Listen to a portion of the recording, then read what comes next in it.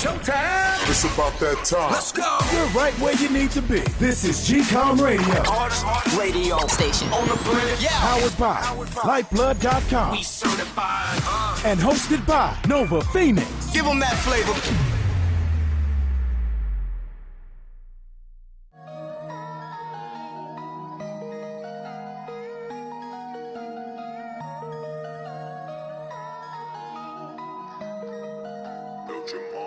This beat is crazy.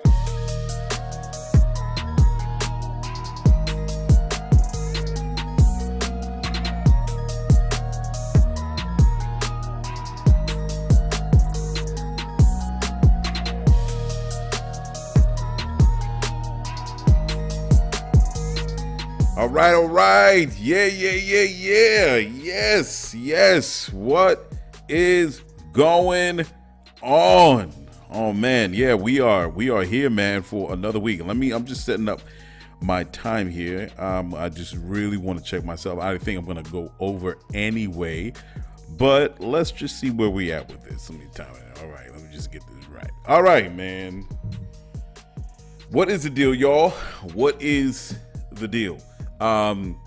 We are back for another episode. Thank you guys for tuning in, especially from last week. I gave you a little short joint. I guess it's not that much different in terms of time or whatever, but hey, man, I give you the best of me that I can, and I try to improve and give the best show that I can. So this time around, I have some music, some new joints for you guys to hear.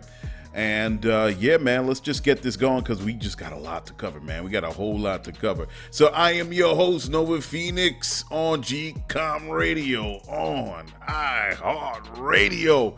And we are going to start this segment off right.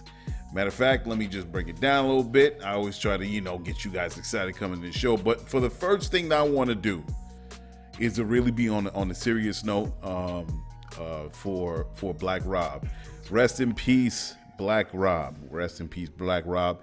Yeah, man, this one, every untimely death hits me deep. Because, I've always dealt with death, but I think at this stage in the game, as far as in time is concerned, that death does hit a little different. When you're young, you feel like you can live forever and you just brush it off. But as you do kind of step up from one decade to the next, and when you hear about an untimely death like this brother Black Rob, it just puts things in perspective, and you realize your mortality, and you just wonder how much more time that you have, and the time that you have already spent, and then just no time to waste.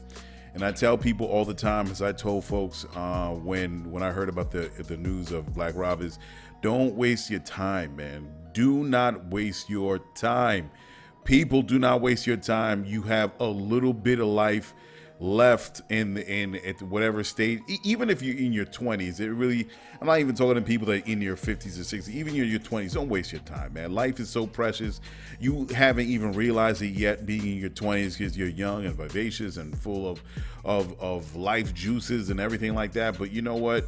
There is no time to waste. If you do things that you really want to do, if it really gets you up in the morning and it doesn't seem like work, and it's really your passion, as what Lyfeblood is all about, do it. Do not waste your time. And I posted that on IG, and I say no excuses.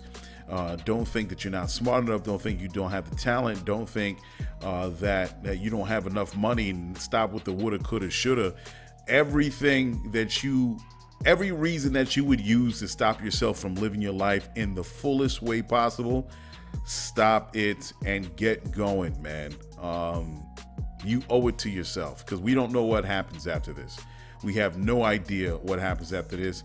And if this ride that we have while we're on this material plane, let's take every moment, every second, every minute as a precious opportunity to live our life to the fullest. Rest in peace, Black Rob. And I just want to, I never understood why he didn't really get it out to the people even sooner, so they can help him out. Because I'm sure people would have helped out Black Rob once they found out that he was having issues with his health, and if it had to deal with anything financial. So rest in peace, condolences to the family, close friends. Brother, thank you for the music. Thank you what you contributed to hip hop, and you are at rest now. Okay, the other thing, aliens, man. So there's this thing online, right? There's this thing that, you know, articles was being shared, and everybody already knows what I feel about aliens. And, you know, I've said it on the show before. I do believe in them, but I don't think they like been flying. It just doesn't make any sense. So the Pentagon and the Air Force came out. They came out and they actually said that the footage of a UFO, the one that you've seen with its triangular shape, a pyramid-like shape, they're saying that it's real. And I'm like, okay, fantastic. You know, Joe Rogan said a little bit something about this. There's some other people in the UFO community that have said, aha, see, I knew it. And I'm like, okay, all right. And I'm reading this article and I'm like, okay, the government and the Pentagon and whatever, you know, branch of government that actually put this out to these online publications admitting that this was strange and it's a UFO, and you know what, everybody knows what UFOs are, unidentified flying objects, and all the government ever did was they just say, yeah, it is an unidentified flying object. They didn't say it was an alien spacecraft, but in whatever words that they choose. This is what I'm saying. So if the Pentagon finally came out saying, yeah, this is a spacecraft, and we're trying to figure this out, because of course anything that's unidentified or it can be considered advanced technologies that's flying around in U.S. airspace. Of course, the military takes it very seriously, because it could be the Russians, it could be the Chinese, it could be any other Eastern power that may be testing out some new technologies, and of course, it can be seen as a threat. But let's say it is aliens. Okay, so now, what do we do with this? If it is ET, right? What do we do with this information if the government is finally coming forward with it? So, okay, now what now? What do we do? All that time that all these UFO people were saying, oh my God, the government is denying the existence of UFOs. Okay, now that the news has come out and the government is saying, the Pentagon saying, yeah, this is UFO. Now what? What now? You can't hold that over their head anymore. They're going to say, yep, that's right, they're UFOs. We think they're aliens. Now what do you do with this information? Because they ain't flying down. I mean, what do y'all want now? Aliens ain't, you want them to come down and fly down and step out of their spacecrafts with their 10 tentacled-like feet, and then they want to say, take us to your leader. I mean, what do you want to do? Right? Where do we go with this information? Because people are going to live out their lives. They're going to continue to go to work. They're going to continue to go to yoga. They're going to continue taking their kids to soccer practice. Now what? The only time where it's really crazy, where it's something that it will stop people in their tracks, if the alien spacecraft lands in the middle of, say, Central Park. All right, that's the only time where people would stop what they're doing. But all right, there's some stuff floating around out there. Yes, possibilities. We got like a straight up, what do you call, a Grand Central Station of alien space flight coming in and coming out of the Earth's orbit. Now, what do you do with this information? I want to know, because there's nothing else to say. There's nothing else. Yeah, I don't know. So hey, if there's aliens, it's alien. I'm not really into that big. I used to be, as I said before. Now it's like, you know, all this time these aliens are checking us out and they're not trying to communicate. They've seen, let's say they've seen Voyager. Everybody knows what, you know, at the time the scientists did, NASA scientists, they put the record and they put the shape of human beings and human and the male and female human figure and sounds and noises of Earth's life, you know, whether it's monkey sounds or birds and dogs and people talking, humans talking.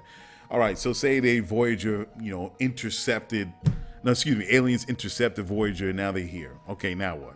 They've been flying around the orbit all this while and they don't feel like, let's just come down and see what's it. I mean, like, come on, really? And then especially when they say that aliens, that I hate the whole story with pyramids being made by aliens. And, you know, that's the only way that could have happened because we can't replicate that technology. And then even that story's asinine because I'm like, wait a second. So aliens came down. About all those thousands of years that they've been flying around our orbit, they decided then to land, talk with humans, shake hands, trade food, give them knowledge on how to build the pyramids and say, okay, we out. And now all of a sudden these aliens, they just decided not to fly down and land and talk to any more humans because for whatever reason. So yeah, I'm just not like feeling this whole alien thing because it's just, to me, it's just a bunch of distractions. That's all I see. Distractions. All right, enough with the alien things. We got bigger fish to fry right here on this planet Earth. Yeah. And if you want to think about aliens, I could probably name a few people in the celebrity world that could possibly be aliens, public figures. They could be lizards in human clothing, right? There's a couple of people I can name right now that I think they're aliens. On some V business. All right, so the next thing we got going on is, unfortunately, there was a shooting in Indianapolis, Indiana. The name of the shooter is Brandon Scott Hole. 8 people were killed. They're saying that the FedEx facility that this happened at was a lot of the Sikh community was a part of it. So I was always wondering, I'm like, okay, what's taking them so long to release the face? But they finally did that Friday. Last Friday it happened. And it's unfortunate. Nobody knows why this kid did what he did. And the other funny thing is his mother actually reported, I think, to the local police to say that he's trying to commit suicide by cop and he's mentally unstable. And the police actually came and took his weapons at the time. But the effed up thing about the whole deal is that this dude bought more weapons after the fact, after they took his weapons the first time. So is this actually working? This is my question. Is this actually working? Because I'm saying this kid got his weapons, and now, you know, who knows what was going through this young dude's mind, and then he shot up people at this FedEx location, man. Condolences to the family. I mean, again, this all ties into the gun issue in America, and it's wild. As soon as people, I can't say as soon as people start going to work, because there were people that were already going to work during this whole COVID thing. But I just feel like, you know, of course, everybody was home during the height of the pandemic then in 2020. But now it's like, as soon as people start trying to reach some sort of normalcy by going back to work and things are kind of like, you know, getting its rhythm pre-COVID, is all these shootings are starting to happen again, man. Like, it's really sad, man. It's really sad that we can't really figure this out that benefits everybody, man. Human life is such at a low priority in terms of everything else. It's crazy, man. I was at the gym last Sunday, man. So I like taking this goo. I do my cardio. I do my regular workouts. You see on IG, I'm really, you know, getting back in the swing of things in this gym. And so I went to go get goo. Everybody knows if you like going working out and you like to get a little extra, you know, energy, everybody knows what goo is, right? So it's this little gel pack that's kind of like pudding, but it's stuffed with a lot of, you know, I guess it's caffeine, or I don't know what it is. But it gives you a little extra boost. A lot of runners do use it when they're doing long distance running. So they didn't have any goo at GNC. So I said, I got to search for something, right? So let me just go for it. So I found this thing. Oh, man, I don't even have this bottle with me anymore. So I think I left it in the car. I found this drink, man, out of this bottle. It's called C4 Ultimate on the go. So I'm like, all right, I'll try it out. Let me tell you something. Yo, I drank this thing. Of course, I read the directions. They're saying you're gonna feel a little tingling. That's from I forgot the name of the chemicals is in the drink. They say you're gonna feel tingling. It felt like, of course, it felt like itchy skin. right? I ain't, but I'm sitting in my car, I was drinking it, looking at the video. I forgot what show I was looking at my phone, just to wait a little bit so this thing could kick in. Man, I started feeling the itchy skin. Man, let me tell you something. I went in that gym and I blasted. Let me tell you, blasted my workout.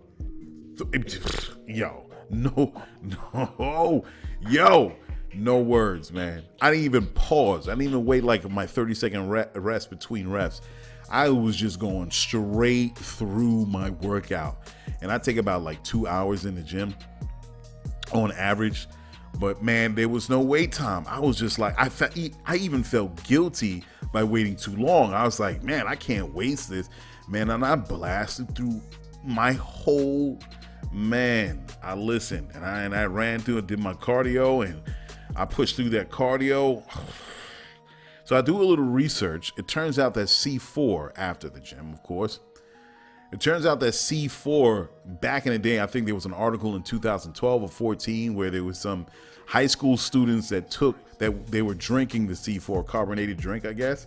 And then it turns out that was actually banned because, of course, the student athletes started talking about it. It got around, and then all of a sudden, it got to the right people in this case.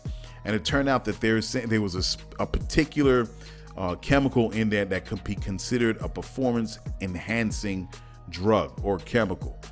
And of course, the students had no idea. They were just put onto the drink and they were using it, but it turns out that it was illegal. So they stopped drinking it. So I'm like, what is this? So they said the chemical. I forgot the name of it. I should have had it so you guys would have known. But C4 comes in a bottle, right? Kind of like vitamin water, but a little smaller. And then it has it in a can and it's carbonated. So C4 Ultimate on the go. I didn't see the chemical at the time when I was finding it. And then I saw another article in 2019 or 2020 saying that, that chemical is not there. It does have about 300, I think the measurement is milligrams, something like that, of caffeine. And we already know. I read an article again. I read a lot of stuff. They're saying even caffeine is good when you want to get a little boost in the gym. What you want to do is drink coffee right before you head to the gym because of caffeine in it. But I guess these guys in the lab figure it out, if we just pump up the caffeine a little bit more, it's a natural, energy booster. So I don't know, but of course there's a lot of other stuff other than caffeine in it. But hey man, I don't know. It's not something I can take on a consistent basis. Because they were talking about everything that's associated with, crashing and emotional instability and, all that stuff. I'm like, huh? What? Nah, I'm not trying to drink this like orange juice. But I tell you, man, that's the first time I've ever felt like that before, man, where I just swam through my freaking workout regimen. It's crazy. Anyway, so the next thing. So Coinbase has gone IPO, man. It's been evaluated at $89 billion. Man, let me tell you, it's blowing out all the banks. Check out Chase Manhattan Bank ticker. Check out Bank of America. They're like, they're a little kid on the block, and they've been on Wall Street for a whole lot long. I think Coinbase is at, let me see where Coinbase is at now. Coinbase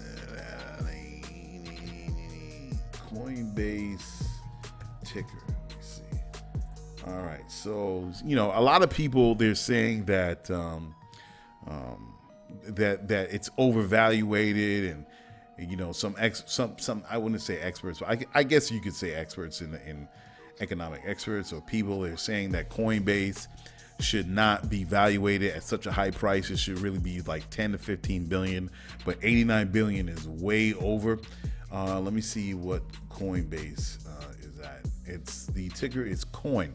It is at $333 per share right now. It is, and it lost some points now. It dropped about 9 points. So at close of 4 o'clock on the market. So I mean, man, I'm telling you, the record how it was introduced when it went IPO, it is ridiculous. They are gargantuan on the market, man. But unbelievable. Of course, I'm very impressed. I have to say. I'm trying to fashion my words in a way where I dig where Coinbase is coming from. Congratulations to the owners, to the founders. Of course, it's a bright future for cryptocurrency, for Coinbase, and I look forward to working with Coinbase in a certain capacity in the future. That's all I'll say. I'll leave it at that. But it's the future, man. Decentralized economy is the future, as I've always said. And the experts, they're, of course, wary, and they're also scared, if you want to put it in another way. They're scared because you have to think about it, understanding the nature of cryptocurrency in its decentralized way. It leaves it open for everyone to take part in it. And the reason why they scoff at cryptocurrency and Coinbase and all that is because it is uncontrollable. The few people that control the economic engine as we understand it is called capitalism today. It's controlled by a few individuals. And as we understand the nature of cryptocurrency, it does not fly by that description and is decentralized, and everybody has a hand in it, and they don't like that. Let's keep it real, because I'm going to keep it real on right here on GCOM Radio and everything that I represent, even Lyfeblood.com. So they do not like that. The only way that they would like it and grin and high-five it on camera, talking in their interviews on MSNBC or wherever they're at, is if it is controlled by them. And because they can't control it, they're like, it's not really reliable. Listen, the dollar as we understand it today loses billions, tens of billions of dollars, and I believe per year, in fraud. Since the inception of Bitcoin, the cryptocurrency, and the use of the blockchain technology, so far as I know, it is unhackable. There hasn't been any fraud since it was introduced to the world, and it's been going strong. Of course, it's going to take its ebb and flows, ups and downs, but it's still going strong, as you can see with Coinbase right now being entered into the market. So it's a bright future, man. I'm looking forward to it, where it's going. All the actors involved with cryptocurrency, it's good to the point where even the financial institutions can no longer ignore it. They're trying to jump on board now. They were, as I said before, they were like iffy with it and kind of like dipping their toes in it. They loved the blockchain technology, but they didn't like Bitcoin and everything that it is. So yeah, big ups and applause to cryptocurrency and everything that it is today. Can't wait. Yeah, so all right, so the other thing, IG connections. Let's see where we at right now. There's so much going on. See, it's no worries. I'm going to turn this off because I ain't even touched the surface. I'll say a couple more things and I'll get to the next song on the show. So IG live connections. I'm trying to figure out this IG live connection thing, and I don't get it. I don't really do IG live because I don't think it's necessary. When I get 1 million people following me, I'll do IG live. Because IG live right now, it doesn't make any sense, because I don't want to talk. If I want to talk with people and I set up an IG live, I want to be talking with people. Right now, I'm not that important. And I'm cool with saying that. I'm really not that important. I'm not an important guy right now, okay? I don't have 100,000 followers. I don't have 500,000. And it's all good. It's all good. So I don't want to have a small venue of people. It just doesn't make sense. It's just wasting time. And because I've seen people do it, and I'm like, yo, bro, why are you even doing IG Live? IG Live is not for you, okay? When you're on Jay-Z level status, you could do all the IG Live that you want, and you can have 100,000 people listening to you. You know what I mean? So, yeah. So I'm not gonna play myself, and I'm not fooling myself to that point. And even when I do get to that point, I still wouldn't care how many people was watching me on IG Live. And even, let's just say like that, even if once I do get to that point where I have the whole world looking, I don't even think it's going to be IG Live. Ooh, did I say that? Did I say that? I don't know. I don't know if it's not going to be IG Live. But anyway, IG Live. So this is the thing how it works. So IG Live, you just hit up people follow you. IG Live, they watch, whoever your followers, they watch you. And then you want to reach out to somebody, you just hit, as far as I know, you hit up the person that you want to talk to, and I think you could talk to at least about 3 other people on IG Live at the same time and have this group call. So anyway, the point I'm trying to get at is that of course, this is the first time. So Roxy Diaz, everybody knows who Roxy Diaz is, right? She was on 106 in Park. She does her thing, in the entertainment bill. So I got hit up from Roxy, and I'm like, nah, this can't be. All right, whatever. So I get hit up by Roxy. Of course, you get the IG request to be on IG Live. So I'm like, all right, let me jump on there. So I jump on there, right? And I'm watching and I'm listening. And then I think she got on Affion Crockett. She was on there. He was on there, and they was talking. So I'm like, okay, and I was confused at first because it's like the first time I'm getting a request from someone to jump on IG Live. So I don't know if I say, did I read it wrong or something? Anyway, so I'm watching, and I'm like, okay, so is this person does this person see me? Am I supposed to say something, right? So anywho, I was just like, okay, whatever. And it was something, I think I was doing something at the time, getting ready for dinner or something like that. So I just hopped off of it. I think she got into talking with Affion, and I'm like, all right, maybe it was me. Maybe I read it wrong, right? Because you get the buzz, your notification. I'm like, yeah, I know I saw that. So I'm like, it would say something. So then a week and a half later, I get another IG Live request, and this is from Della, right? So everybody knows Della. If you're on IG, you follow Della, right? So I'm like, okay, here's another request, because I'm reading it, I'm paying attention. Della requests for you to be on IG Live. So I hop on there. So I'm listening, and she's talking to her people. And I'm like, and this time I'm like, I say something, and I'm like, all right, cool, what up, what's good, bop. And nothing. Absolutely nothing. I don't hear a single thing. I'm like, wait a second. I know, is this like IG just trying to get people to jump on IG Live? Is this like a trick or something like that the IG's doing, just like this person is requesting isn't really not the case? Because I'm like, why am I getting a request and I'm just sitting there like a dun-dun-dun on this stupid thing? Like, say something. Say like, yo, what's up? What's going on? I'm requesting you. Whatever. Say something. Now, granted, the first one, Roxy, yeah, I ain't really say nothing. Maybe I should have said something just to say I was there. But I didn't say nothing because I figured, okay, they're going to see me, whatever. It's a request, right? So Della did it, and I hopped off to that joint. I'm like, well, I ain't staying on here because this time I hit up this person. Why am I even on here for? I'm not sitting here looking at you talking to your other people, and you don't want to request me. Like I said, say something. Be like, yo, I requested you. This is the reason why. I saw your show. I saw this. I saw that.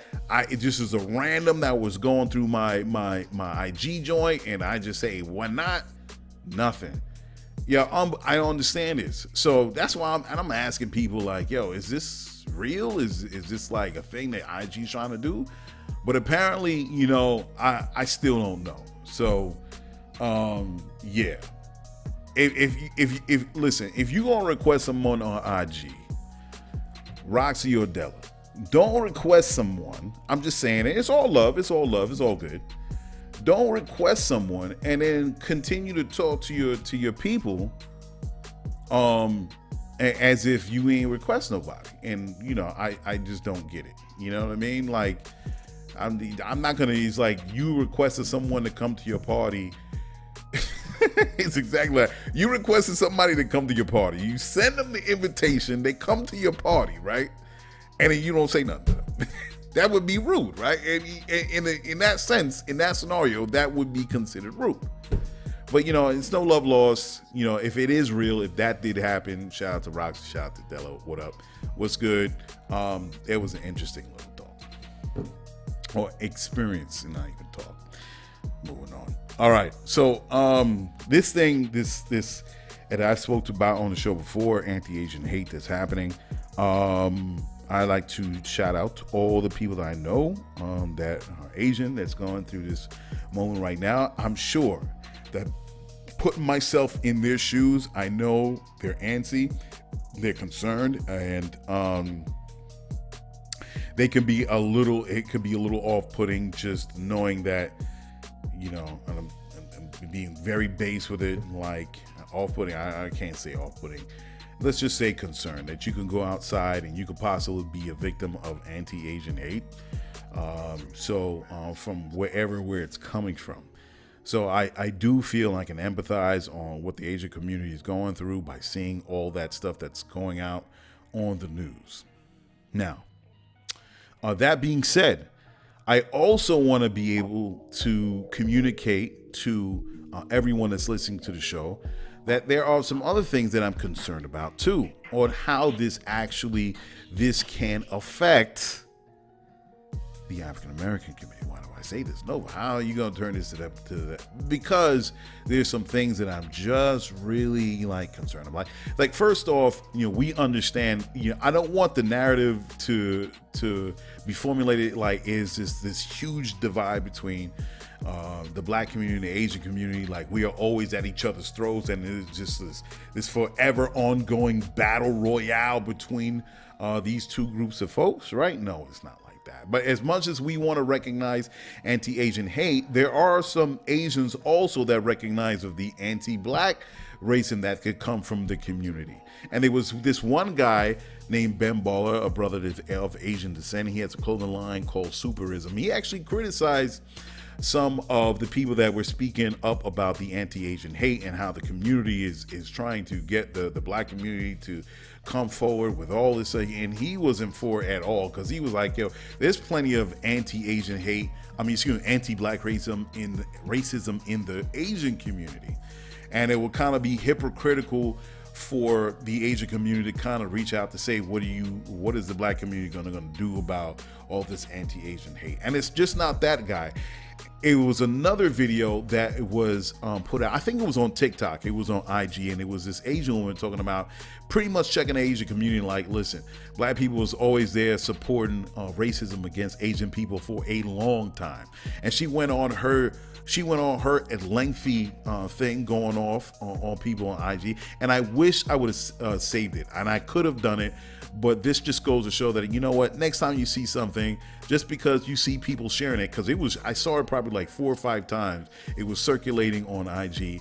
And then I was like, I'll see it again. Next time, just save it, because you never know if these video stories that you see, you'll ever be able to get them back. So, anyway, this Asian woman is really breaking down the anti-black racism, but also, that, black people also was supporting the Asian community through the decades, through the time that they've been here dealing with racism themselves.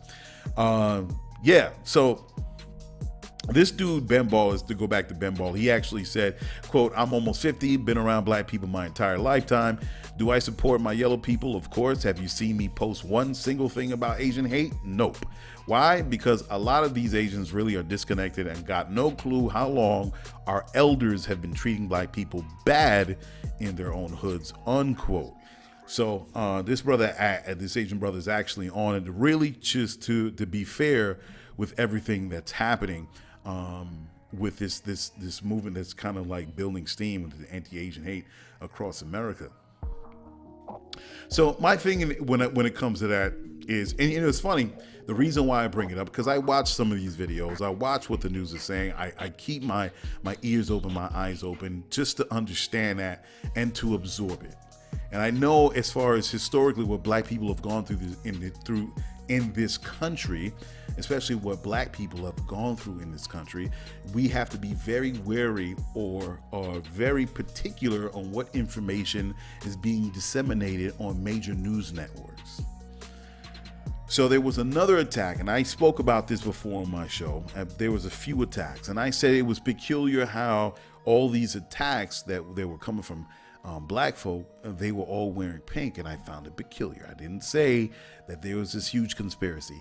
I saw something, it was peculiar. It seemed like smoke to me.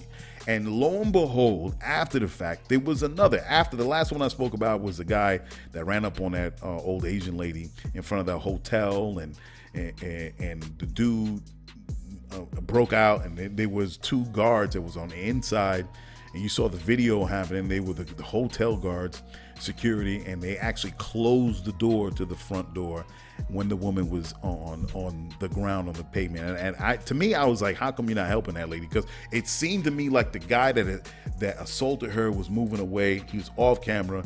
Damn, at least help this lady, man, and have some sort of a degree of humanity in you, bro. But there was some conversations going back and forth with that, where this guy was in the wrong, where he was in the right.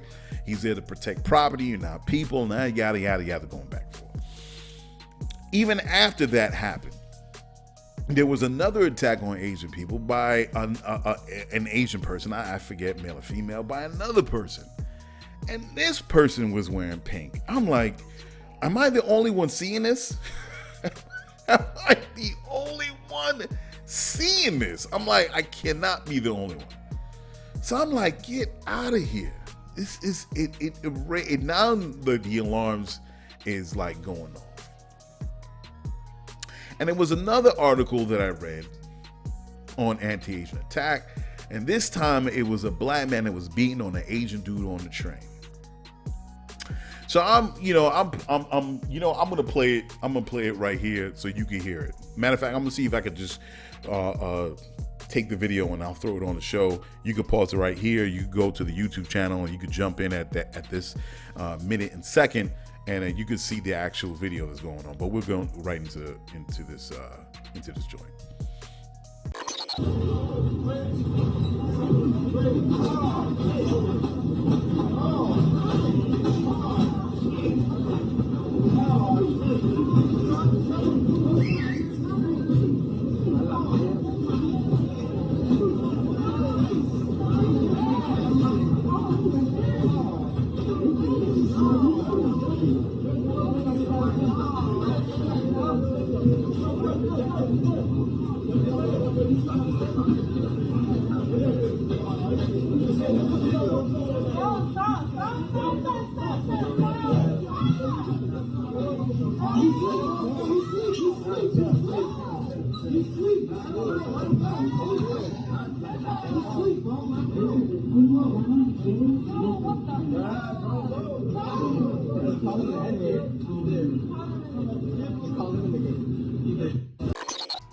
All right, so we're back. You see the video, right? So they actually, the NYPD has actually posted this on their NYPD hate crimes Twitter account. And they're saying that they're looking for the guy. They say, warning, violence, blood. A person violently beats up and punches an Asian male in the head repeatedly in a Manhattan-bound J train at Kosciuszko Street Station, chokes him afterwards until he is unconscious. Be on the lookout for this person. So you're watching this video and you're seeing this guy, they fighting, right? But the funny thing is, again, it makes me like my antenna is going up. When you see the video in its entirety, you can hear the person that's holding the camera and another person next to them, the person next to the guy that's holding the camera who's Asian. The person like, yo, what happened? What's going on? And the Asian guy holding the camera was like, yo, he called him nigger. Oh, and no, he said the N-word to him. And she's like, what she called him? He called him a nigger? He's like, yep, he called him a nigger. I'm like, wait a second. How is the NYPD hate crimes unit gonna post this on their Twitter account, right, and call it anti-Asian attack, when plainly the guy holding the camera, who is Asian, said that the guy told the black guy he called him a nigger? So wait a second. So ain't nobody gonna check the Asian dude for saying the N-word? Come on, man. Come on. It makes you think. It makes you think, okay, so now are we just gonna run with this narrative that black people are just running all over New York City, and I'm saying in particular New York City, running all New York City just attacking Asian folk? We just on this tirade like, yo, it's time to get the Asian dude. That's why I'm like, okay, where are we going with this? I understand there's anti-Asian hate. There are some cases that are true, real, and they should be sought out and they should be brought to justice. But there's certain things they're like, wait a second, I got to put this all together. And I said this before on the show. We have to be careful with SJW Trojan horses. Social justice warrior Trojan horses when it comes to passing bills, when it comes to the narrative being developed on African American people. Now, there are laws that could be put in place that at first initially can be fair to all people of color and African American people when it comes to an issue in this country. But as we know, white supremacists or racists will turn that law against black people in order to lock them up. And then they'll say, okay, what are you arguing about? You know, you're doing it too, right? So we're just going to go after you, right? And then why do you say that? People might say, yo, Nova, you're wilding, right? This is a very real thing. I'm like, but think about it. We just went through that. Remember when COVID happened, at the height of COVID? Right? When it was a march around April and they were putting out decrees, or the mayor of New York saying everybody has to wear a mask. You know, we're trying to mask up and kind of handle the spread of COVID. And what was happening in the white communities when the cops were kind of like searching around to make sure people were listening to this decree, and they were treating those citizens with kid gloves. They were kind of like suggesting they should wear masks, and if you're not wearing them, okay, no problem, all right. While the white folks were sitting in the park on a sunny day, right? But then you see on the opposite end, when you go into the hood, into the black community, you see cops running up on dudes like they was selling massive weight. They was jumping on dudes' back, throwing them around, putting the handcuffs on them, all on his back, treating it like cats was selling dope to a 2-year-old. I'm like, yo, what the fuck is going on? If you wanna stand by this mandate in New York City, you got to treat everybody equally. So if the white people in the white community has to wear masks, then they have to wear masks. And it's the same thing that goes for black community, same thing that goes for every other community in the New York City metropolitan area. But you're not just about going to use this COVID-19 mandate and start using to run up on black people to lock them up. That is what I'm bringing up. And there's video online with that. There was one particular where it was a Hispanic brother that I can't even say he's a brother because he wasn't acting like one. Hispanic cop was ran up on a black dude and he jumped all over on his back saying he wasn't wearing a mask. I'm like, yo, hold up now. We can't use that. And sometimes it ain't got nothing to do with the COVID-19. It's their own anti-black racism that they're using these laws as a reason to run up on black people so they can exercise their own hate against black folk. So when I'm watching this anti-Asian thing and these anti-Asian attacks, and they're talking about they're gonna create a bill, and then they're gonna start sending out undercover cops to look for this anti-Asian hate and la. Then it gets me to thinking, wait a second, who are they coming after with this? Who are they about to come after with this? Now, Malcolm X says a quote. Malcolm X said, if you're not careful, the newspapers will have you hating the people who are being oppressed and loving the people who are doing the oppressing. That's the interesting thing about the news. That's the interesting thing about the media. They can make the criminal the hero and the hero the criminal. So we have to be, and I'm speaking to my Asian folk, the woke ones at least, that you got to speak to. We both got to speak to our peoples in our own communities and say, we have to watch, because at the end of the day, this is not about black people. This is not about Asian people and the anti-Asian. This is not about none of that. This is about white supremacy being sophisticated in the way they're using law to use against people of color, in particular black people.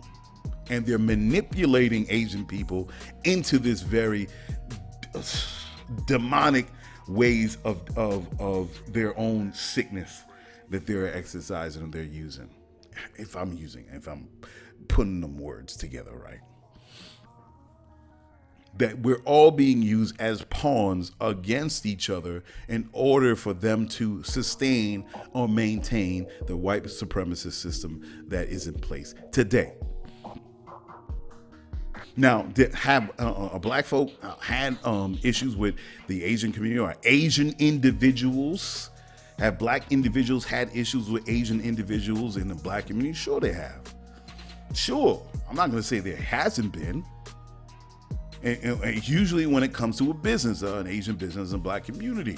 And it could be two things.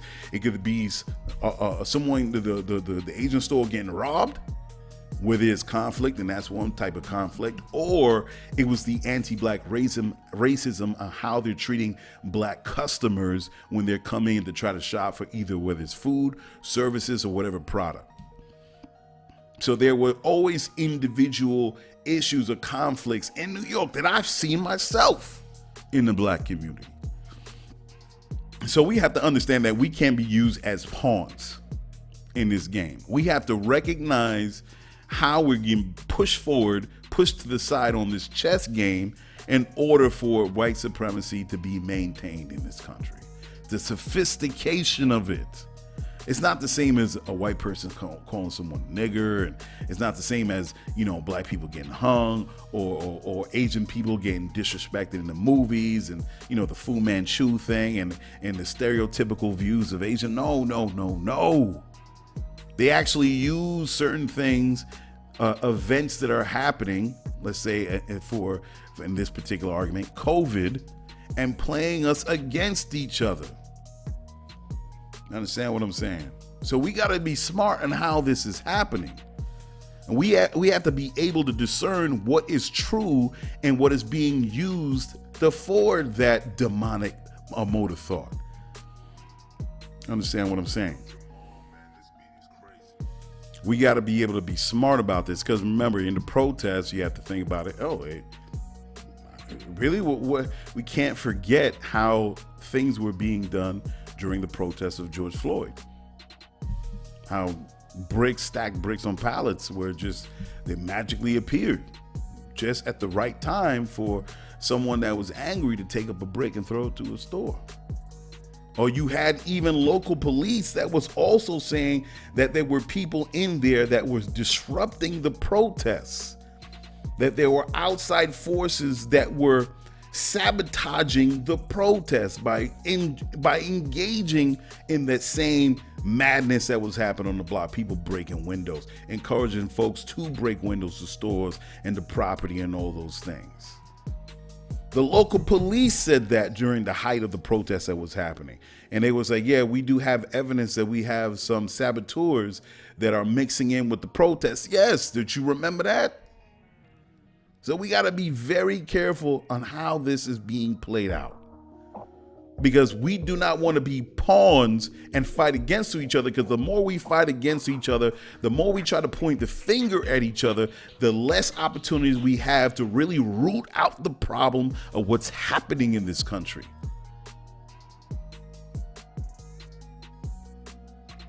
Understand what I'm saying? So I hope there's some people that I know, my man Asian, he was like, he's glad that people are kind of like opening their eyes to certain things and not trying to treat other people like enemies. Like we're supposed to go out there and put a target on each other's back and just, do what they want us to do. And we should be treating each other like we caused all this shit in the first place in this country. You know what I mean? So we got to be smart. Before we just run off with our emotions, we got to look at the situation and be able to understand, is this a part of this game or this is a real situation? Understand what I'm saying? Because black people don't care about what Asian people are doing in their communities. We're not like twirling the black mustache and saying, well, how are we going to run up in Asian communities and see how many Asian people we can knock upside the head? We got our own, black people we got our own problems, man. We ain't worrying about Asian people saying go back to your country or you brought the COVID. We're not doing that. And if there is someone that's doing that, it's something wrong with them and they get pointed out.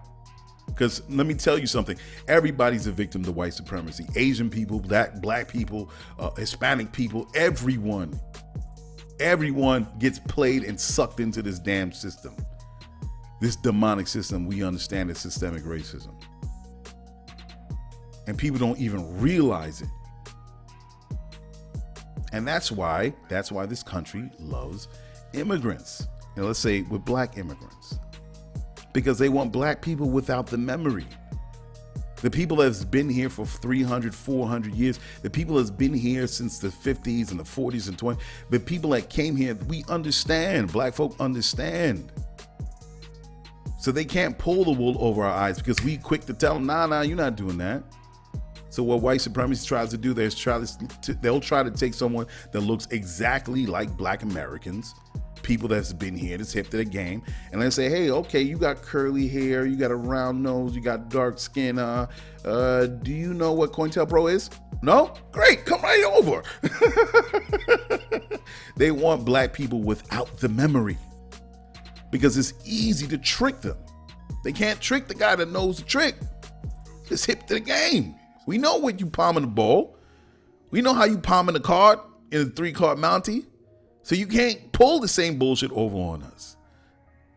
But they'll go to someone else and say, let me see if I can do it. All right, sure, come right in. See, what's wrong with these black people over here, you know? I mean, what's wrong with them? There's no racism. Right? Whatever the name is, put in that name in that blank. And of course, that person's trying to get the bag, so they're going right along with it. So then black people got to fight twice as hard. Not only do we have to fight white supremacy, but we got to fight the people trying to run for the bag and they get sucked into that bullshit game. We got to fight that too. So there's all types of fronts with black people got to deal with in this country. And then check this out. Even black immigrants get hip to the game. Because they get kind of blinded by the marketing aspect of America, the milk and the honey, the gold roads, and come in here and you work hard and you can make a lot of money and then you can do for your family and you do all these things. And that's the American dream, right? You could get the 2.5 kids and the house. But then the longer the immigrants stay here, say African immigrants or Caribbean immigrants, if they're sucked into that great American marketing engine, they're sucked into it. Eventually, they start getting hip to the game because they got to work twice as hard. And like, damn, I got to deal with police. I got to deal with racism in the bank. I got to deal with some asshole racist boss. I got to deal with all this.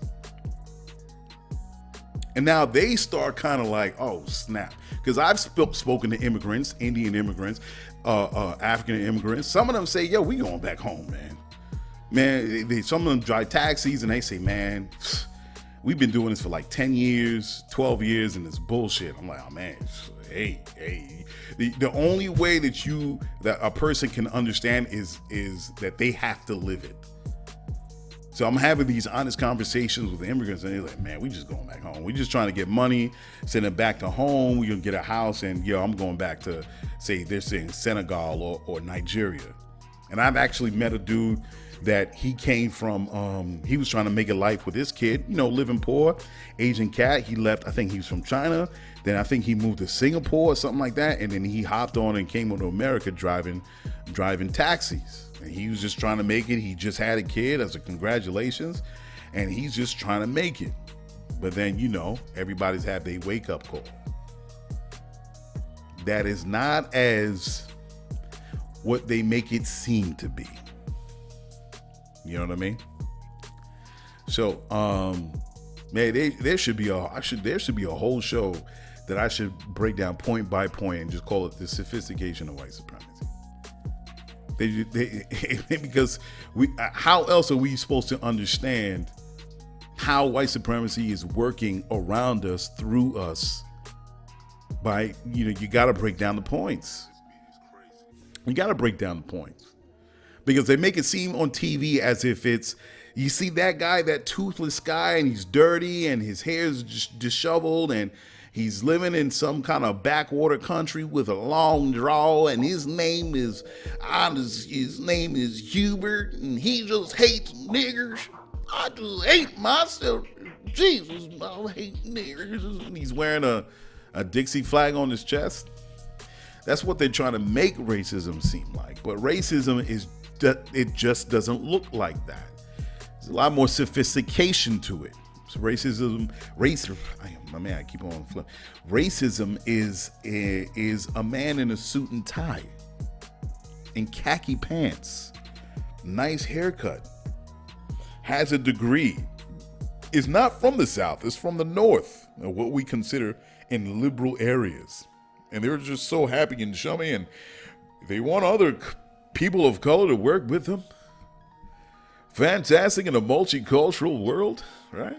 Come on, Jamal, you could work with me. Bing, hey, how you doing? Oh, poor, all right, come right in, yeah. And then you see the multiculturalism in your eyes. You see, wow, this is a very diverse. But then it's still the hierarchical system is still in place. The more when you work deep into it in the years that you spend, I'm like, wait a second, this is all face value. You really don't want diversity. You're just trying to make it seem like you're being fair, but the tools are still in place. The mechanisms are still in place.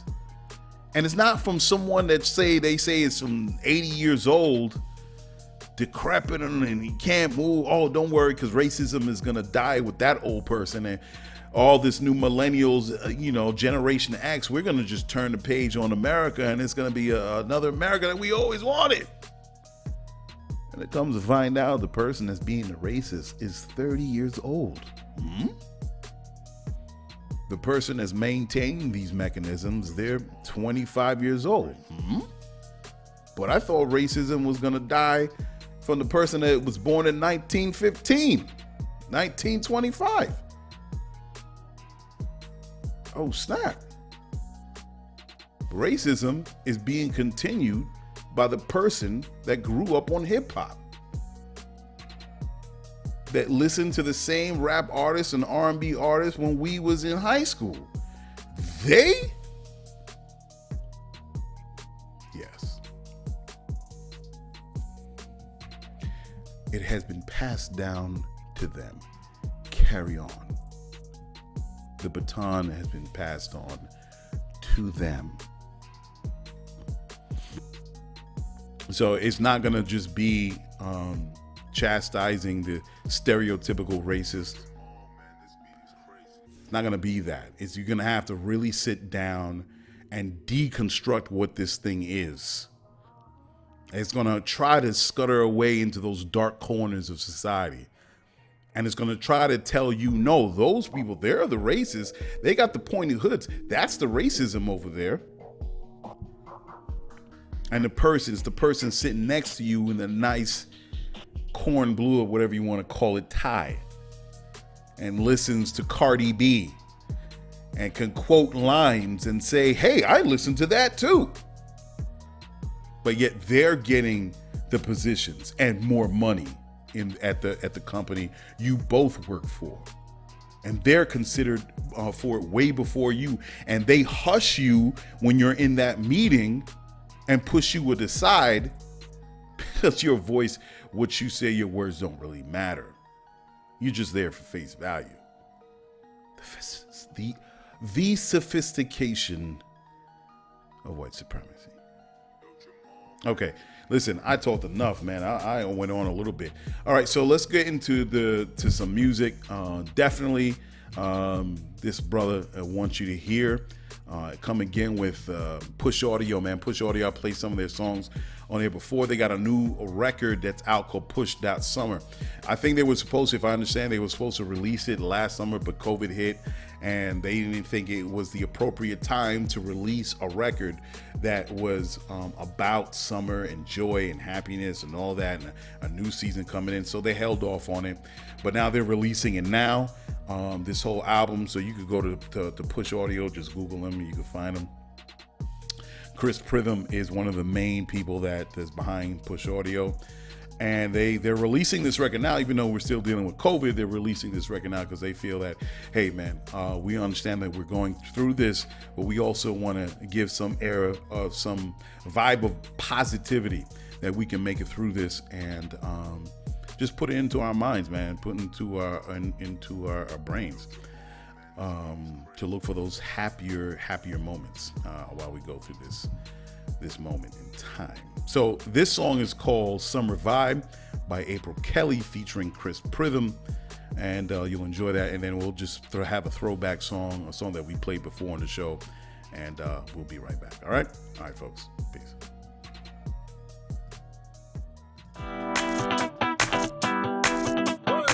Flip-flops, short tops, mud knots all around my fingers, tube tops, jello shots, glow bots, running around the club, beach sand, that man, shoes off, going in, swimming in the deep end, shimmer dots all around me like glitter, yeah.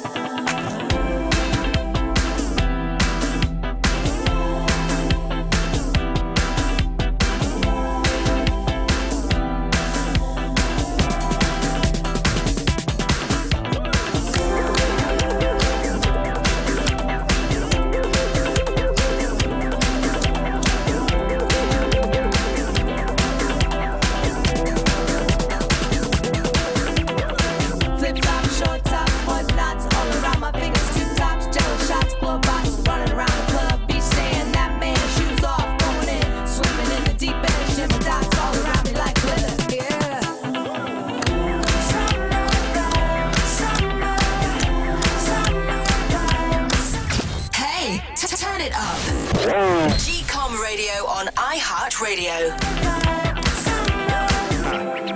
They said you Hollywood, Chris. I said look around. Still the same team at the cookout. Maybe a little chutney on them wings, but look, it's me, man. Let's go. Like summer gone, that summer song got me up on. No reminiscing, no old songs. Got a brand new attitude. It's like so long. She don't make me wait so long. Back at thing and I want more. Clap that thing for the encore. So beautiful, so bad with it. She ain't got a man now. Come through Sapphire like a campground. Shorty don't play around. Full swing, no playground. Freak when I bring them out. Tell me how you felt for me. So different than others. You mean summer like flames, summer like queens. Summer change with that summer heat. We'll see.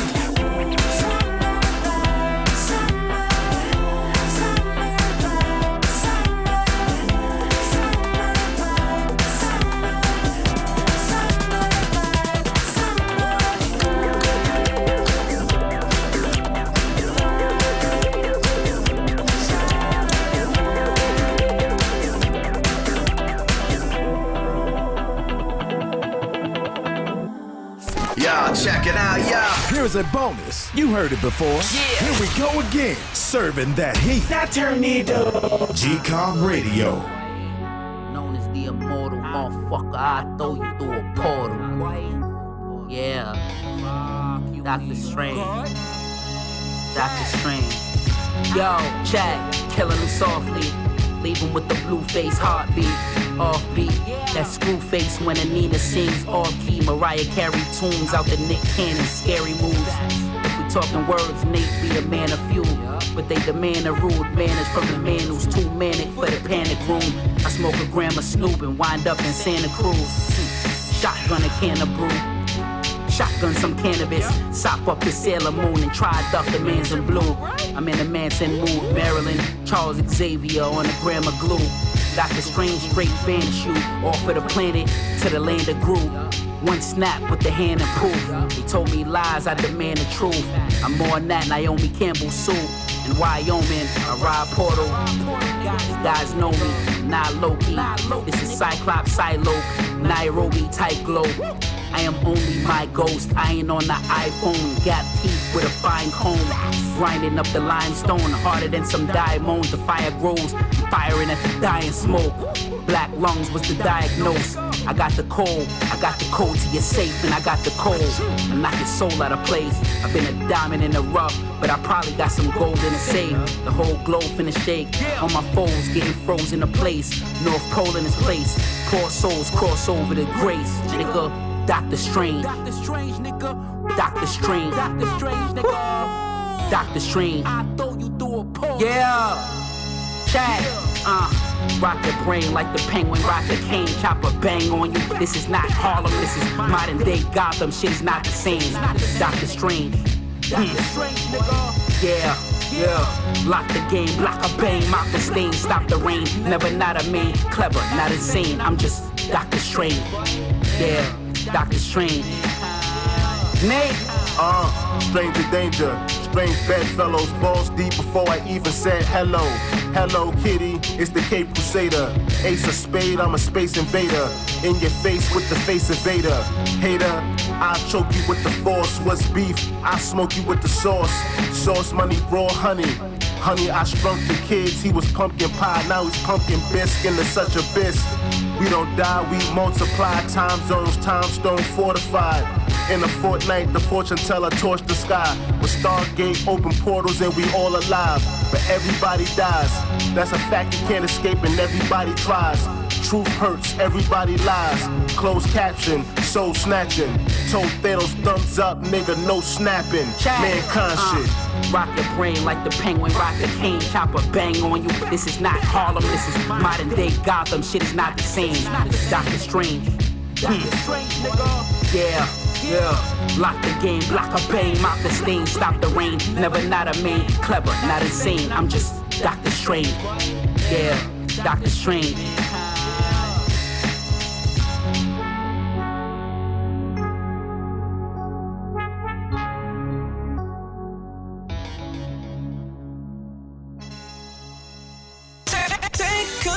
This is GCOM Radio, powered by Lyfeblood.com. Come join, be a lifer. Practice dollar power and build financial independence. Yeah, okay, so we're back again here for the second segment. That was Push.Audio, April Kelly featuring Chris Pritham with Summer Vibe. And then we'll follow it up with the bonus track is Mankind with Dr. Strange. And I really like Mankind because I'm on my superhero thing. And of course, as I said on the show, Falcon and the Winter Soldier, WandaVision, and then you got the Loki thing is coming out. Everything Marvel is super dope right now. And at the top of my brain, my favorite right now is Falcon and the Winter Soldier, man. It blows WandaVision out. WandaVision started a little slow because they were trying to do throwback TV shows. That was kind of like the theme. But they definitely kind of caught up with the show. So they definitely kind of with the theme, and they definitely they caught up with it, with the action a little bit later. But Falcon and the Winter Soldier, man, they just, they hitting you with the 1-2 punch. They started out that first episode, that first 10 minutes was off the chain. Falcon was doing his thing. Yeah, man, but even it's like you think the show would slow down, but it didn't. It kept going. Every episode one up the last episode with the content, the writing, the director's skill, her eye, I forgot her name right now. But big shout out to everyone on that crew doing Falcon and the Winter Soldier. I don't know how they're going to top. Loki better be out of this world. But yeah, big ups to Mankind with they joined Doctor Strange. So, all right. So before we continue on with the second segment, you know what we have to do with Business of the Week. Let's check that out. Ladies and gentlemen, what up? Bringing you the Business of the Week and its innovative founders. It's what you've been waiting for. Burgers, an American treat. You can't beat a great burger with a side of French fries, onion rings, coleslaw, and a drink of your choice. I mean, it's an easy choice and an easy meal on a typical afternoon or evening. What we do like is the gourmet burgers with a special twist in its sauce, choice of meat, burger bun, and all other types of toppings. I found one place in my favorite borough that sticks to my stomach just right, the Sty Burger. The Sty Burger, created by Chef Titus. They opened in the midst of the pandemic. Talk about determination. He has whirled and whipped up a mix of magical ingredients for that signature taste right in the heart of Bed-Stuy. You got the Halsey. It has the marinated grilled chicken, toasted pesto brioche, guacamole, pickled red onions, lettuce, tomato, and sriracha mayo. to the Mediterranean. He has a Greek seasoned Impossible Burger, toasted black olive and garlic brioche, feta cheese, pickled red onion, shepherd salad, cucumber, of course, and tzatziki sauce. There are plenty more to pick from. Take your pick. Extra toppings and all. Lyfeblood would like to salute Chef Titus for offering the mouth-watering Munchables. Go check out the Sty Burger. Order early, get it hot, fresh, and ready to be devoured. All right. So we back. All right, so you guys, you definitely got to visit the Sty Burger, man. Great stuff. Great burgers. Big ups to them. Big ups to the whole crew there down here. All right, so what we talking about? So this is the thing that kind of passed through my mind while I was just, figuring out everything is going on. I'm like, what's the deal with social media, man, and the tech industry? It's crazy, man. And it was passing through my mind. So many people are being limited. I think there's no way for me to prove it. I think people are being limited. I think people are being kind of ejected from social media more than others. I think there's definitely some hands in people not being able to kind of fully be themselves along with their brand on social media, man. I think there's a couple in particular. Of course, I always come from hip hop.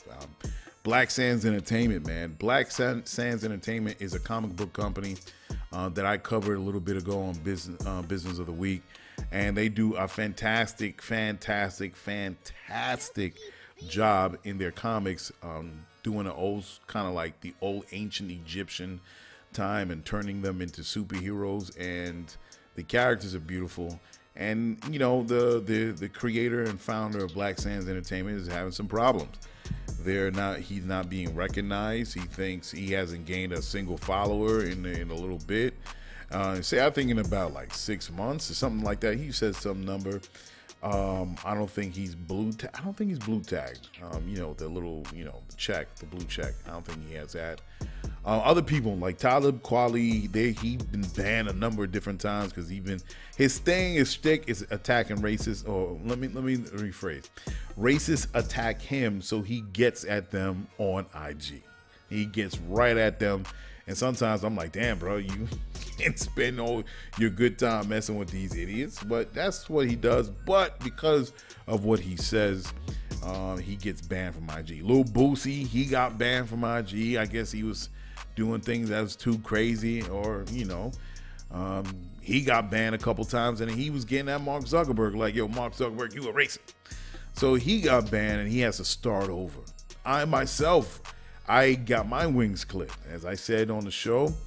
I said on IG, they stopped me from promoting on IG. I was doing 1 million impressions a month in October 2020, and they just stopped me from promoting. Don't know why. I'm still banned. I thought it was dealing with politics or whatever, and I understood because of the presidential election, but I'm still banned. I check every now and then. So they clip my wings, so I can't really get out there like I used to. And I'm okay with it. And, and the thing is, social media has rules, as we all know. A lot of people have gotten banned. They have rules and regulations that we sign up for. And they say, hey, if you violate these things, we're going to kick you off. But then I've seen there were people that have actually said a lot of racist stuff or a lot of questionable things, and they don't get banned, but certain people do. Other people do get banned, more so than others, as I said. So I definitely think that there's I don't want to say that it's completely algorithms that's doing this. I think that especially if you are a known public figure, that they will tend to pay attention to you more, of course, and you're going to get banned. So, and we can't fight it. There's nothing you can say. They say, well, you violated this, and they'll use some sort of they'll split hairs, semantics, or get into something that's technical, like, well, technically, and it's stupid. It's not. You get banned. They're not the government, man. They're a private entity, and they have rules that they have to maintain in their community. And it just made me think, and I'm like, a lot of these businesses that we create, the people that I mentioned, and the IG influencers, man, there are whole businesses being created and revenue streams being created online on these social media platforms. There are, entire livelihoods are being created.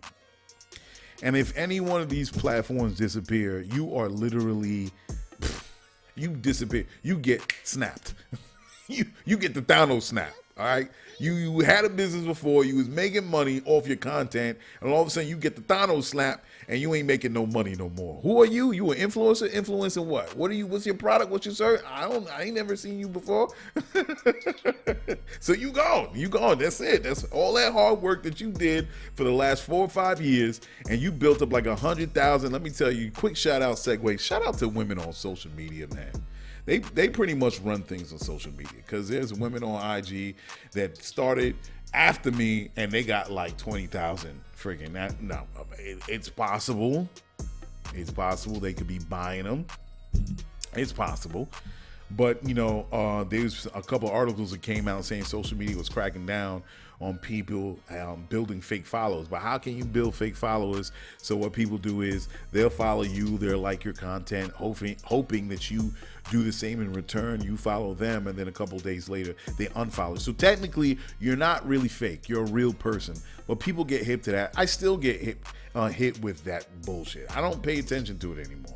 I post something and immediately, it's a bot, because immediately as soon as you post something, somebody's hitting you up, liking your stuff, following you, and I'm like, nah, I'm not going for that. So and now I don't even see it much anymore. I see the same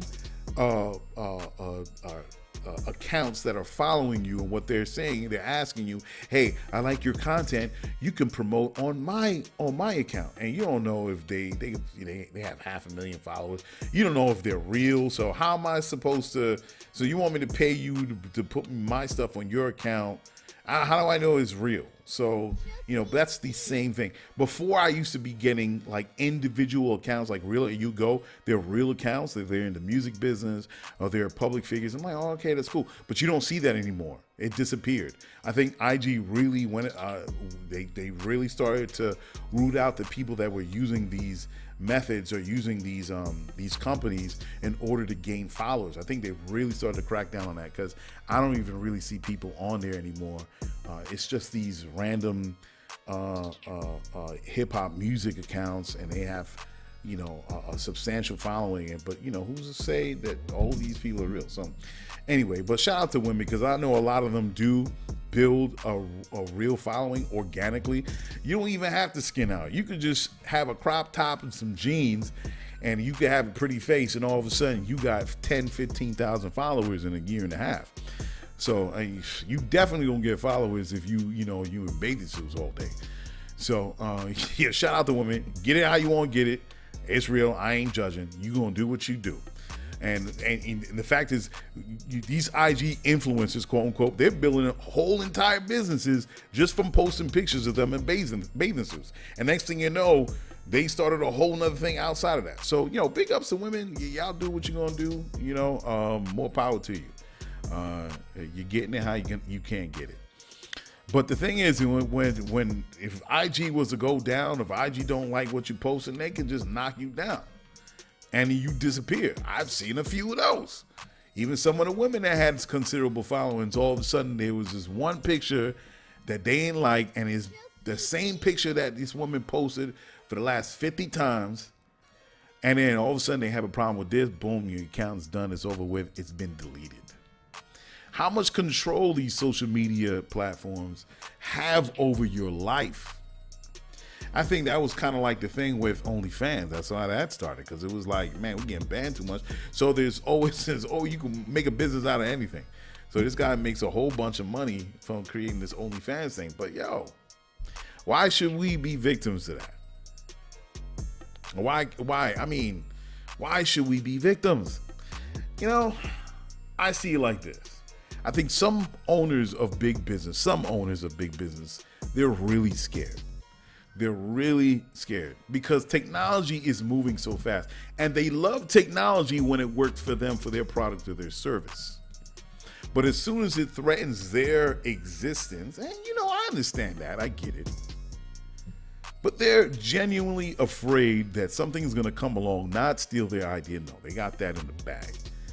Someone's going to come up with another idea and invalidate their existence. And all of a sudden it's like, I'm not doing that. And then all of a sudden, sure, okay, you don't have to do that. Next thing you know, everybody hopping on that joint. So in a way, but that's competition, right? That's free market. That's how business goes from what these economic experts say. It's business competition. That's what they say. Why is it that in some industries, competition is good, but in the tech business, it's not? And I guess when it comes to social media, let me be more specific. Because in the shoe game, there's tons of shoes, there's tons of boots, there's different types of footwear. And in each type of footwear, there's probably 5 or 6 that are doing the same thing. But you don't see those companies trying to push them out the market. You don't see them trying to you can't exist. Like if in some way they can sabotage them from not coming out, that this come. Like Nike will never try to put out of existence, say, a new company that's just making a new tennis shoe. If I haven't seen it, maybe it does happen. I just haven't seen it yet. But in this age of information, we would get a hold of it. I haven't seen it. So there's all different types of footwear. Even stuff that I I only know the major joint. Nike, Adidas, Fila. You have Asics. No, this Asics. I don't know. Maybe I'm getting that wrong. Asics. Yeah, Asics. You have there's so much. You got Uggs and you got Timbs and you got tons of different types of footwear. They're not trying to push each other out the game. They say like, hey man, you do what you're gonna do. Fine, we may come out with something similar, but hey, it is what it is. And then you have these shoes that make a whole lot of money, but Nike gonna continue to make money. Puma is gonna continue to make money. But now you can't do that in the tech business. Microsoft, the monopoly. Now, monopolies has always been a part of American business history, but Microsoft, let's say, it's the one company that we know and in the front of our lobes as a business that is a monopoly, and they monopolize the operating system. American tried to sue, they won, and Microsoft is still holding strong as the PC's operating system. Even when you do have open source programs that people make online and people can use them, people still use Microsoft. Nobody's rocking the boat with Microsoft. Trying to push it, but Microsoft is certainly just cornered the market. You know what I mean? And it seems like it's spilled over into social media. Now it's Facebook. Now nobody can, Facebook didn't have a problem when it knocked MySpace out the box. And it took me about, be honest, it took me about 4 or 5 years to get on Facebook because I was still on MySpace. I liked how MySpace looked. Sometimes I kind of I'm stubborn when it comes to starting new things. I'm like, it's too wordy. But, I did Facebook eventually, right? So, but now Facebook, now that they are the ones that are on top of the mountaintop, they don't want nobody else sharing in their market, right? Because what else is there? There's Facebook, and that's it. And I know people that don't even use Facebook anymore because they're kind of getting tired of Mark Zuckerberg and, taking information and the Facebook listening, and you say something about this one thing, say it's icy hot, and then icy hot ad pops up on your Facebook timeline. They're using all your data to kind of pass a product in front of your eyes. So even people are getting tired of Facebook and people don't use it as much. But Facebook, it's like they're not, I just don't understand it. How Facebook should be the only one in the game. And hopefully, I'm hoping that social media would eventually come to the point where there are communities that are being created specific. And then there's some certain level of overlap. But it shouldn't just be Facebook, IG, and that's it, and Twitter. That's it. I'm not fucking with Clubhouse. Damn what anybody say. Everything that Clubhouse can do, I could do on Zoom. I ain't messing with Clubhouse. Nah, I'm sorry. I ain't doing it. So, but yeah, we still dealing with the same social media apps in the last 5 years. There's nothing that's really kind of like pushed and made their own lane. You know what I mean? So I don't know. I think it's very problematic in what companies are doing nowadays in social media, and companies know it. They know it. That's why they started a lot of these programs, ESG programs. And ESG is short for environmental, social, and governmental. It's just a way where there can be more responsible in the environment, in the society that they live in the society that they make money in. Because people are hip to the game. You know what makes companies? What makes companies are the owners. Before, owners could kind of like hide in the back, and it was the brand that really was in the face of people, and it still is today. But I think the masses have gotten hip to the point where these companies are making money hand over fist, billions of dollars in a year, hundreds of millions of dollars in a quarter, and they can do absolutely nothing when it comes to our environment or any other issues that are affecting people today. Because people are like, listen, we're making you all this money and you have absolutely nothing to say about this particular issue. And companies can be so disingenuous because they're all about the profits and the quarterly gains and the numbers, and look at the graph and yes, we made, the companies can't do that anymore. You could have done that in the 80s, but today when people are more aware because of the internet, companies now have to start being more socially responsible, environmentally responsible. Now, how true is that? Could it be all a smoke screen so you can keep drinking Coca-Cola? I don't know. Some companies do very well with their ESG programs, and others, it's just, they're just trying to sell you on something so you can keep on buying my t-shirts. But the more and more people scrutinize these companies online, the more and more they're asking them, what are you doing for me? Because I'm certainly making you rich. And if I think Mark Zuckerberg he makes such bad mistakes. Bad, I think to me is in ways that it could be character flaws that is eventually is leading them to people kind of moving away from Facebook. Because one thing, it's one thing to say something. Let me say this. It's one thing to be totally silent off of something that's going on. And there's nothing more than I hate than that. You want to be about your business, fine. Your product or service, that's fine. And there are certain things that will happen through the life of your business. You just living your personal life, your human life. Not everybody is going to jump on a specific issue. But there are certain things that happen in society that are so big you can't avoid it. It's like the 8,000-pound dinosaur in the room. And when you try to go off and saying you want to talk about your quarterly earnings and cryptocurrency, and this is the new product, this is the new thing that's going to disrupt markets, and all of this is happening, and all you can talk about is this, it is fake, it is disingenuous, it is inhuman, and people see right through it. And that is, in a sense, what hurts business tremendously. So the age, as I said, and I talked about it on the show, there's going to be the age of the new CEO, me hopefully being a part of that. But sure, you want to make money, that's fine. That's okay. We're capitalists. This is what we exist in today. But when something that happens that it's hard to avoid, you got to have your 2 cents in it. Is it bad? Is it good? If it's about abortion, hey, listen, I believe in women's abortion. They have a right. They should control their bodies.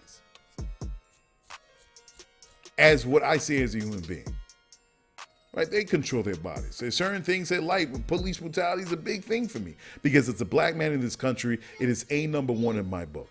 Who gives a damn about college debt if I walk outside there and I could get shot by a racist cop? So that's prime for me. And then when other people are hurting, the other black families are hurting, I hurt with them because they are part of me. So certain things you can't avoid. I'm not saying you have to put on your cape for every single issue. But certain things that you have to make a choice on as a founder, as a CEO, that you say, man, nah, I can't go past this. And we're living in an age where we're a lot more liberal than people think. This country is a lot more liberal than people think. Because when certain things happen, it's like it's wrong. To me, I don't even take it as a sense of a conservative liberal. It's just being human. If somebody's hurting, you want to make sure they stop hurting. If somebody's saying, yeah, man, I'm going through this, you want to make sure that, oh, man, let's make sure we take care of this person. And that, to me, is what the new CEO is. You can no longer hide behind your brand or be invisible. You could be about your company, but then say when something happens, you say, man, that's wrong. And then people are hip enough to say, if you don't believe in abortion and you feel that men should control a woman's body, then, hey, you can say that too. But you're going to have to accept the consequences that come along with it. You're going to have to take that out, brother. You know what I mean? So, I mean, you can no longer hide, and people can no longer hide who they are. That's the age of the internet that we're in. There's no such thing as the person that's, what's that word I'm looking for? That's invisible, for lack of a better word. Oh, you have nothing. No, people are asking, what is your company about? Great. What do you stand by?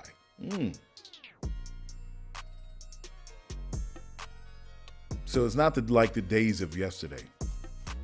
And then when it comes to black influencers in particular, I don't understand their allegiance to some of these platforms. I don't see people's loyalty to these platforms when they're being treated like the way they're being treated. If they're being treated unfair. I'm talking about the hardcore ones that are like, yo, like Boosie. To me, if I'm Boosie and I get kicked off a third time over IG, I'm done. I'm not going back to IG. I'm finished. I'm not begging Mark Zuckerberg to get back on IG. Because I'm sorry, Boosie, I'm going to keep it real. You was begging, man. The dude kicked you off for a third time for whatever reason, whatever, then, hey, man, he kicked you off. He going to keep kicking. You want to be Boosie? You want to be true to who Boosie is? Then you can no longer be on IG. Then you're going to have to go someplace else, bro. You're going to have to find your home on Twitter. But I hit up your folk, man. I hit up your folk, and I say, let's do some business, man. Because you shouldn't be treated like that. But I didn't hear nothing. Because I spoke to your manager for quite some time. For a little bit. But you know what? You can lead a horse of water, but you can't make him drink. So I think we got to reorganize our priorities and say, okay, where do I see myself? What companies can I align myself with that understands who I am, my character, my person? And how can I forward myself that's beneficial for my community, for me, for my family? And let me just be me. Give me that space to be me.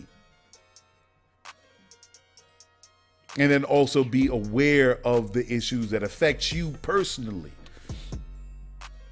Whoever and whatever truth that you live, whether you're black, you're Asian, you're white, you're Muslim, you're Christian, you're gay, you're bisexual, any one of those things.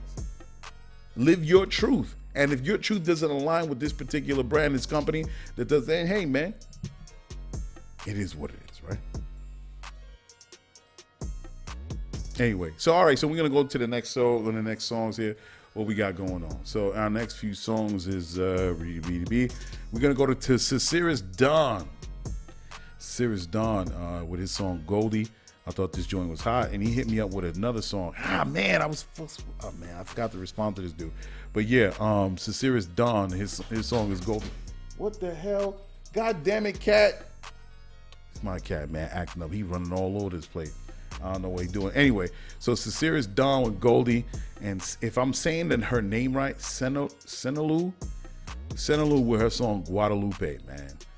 So we're going to hit you guys up with this song, these two songs, and we'll be back with the last segment of the show. All right.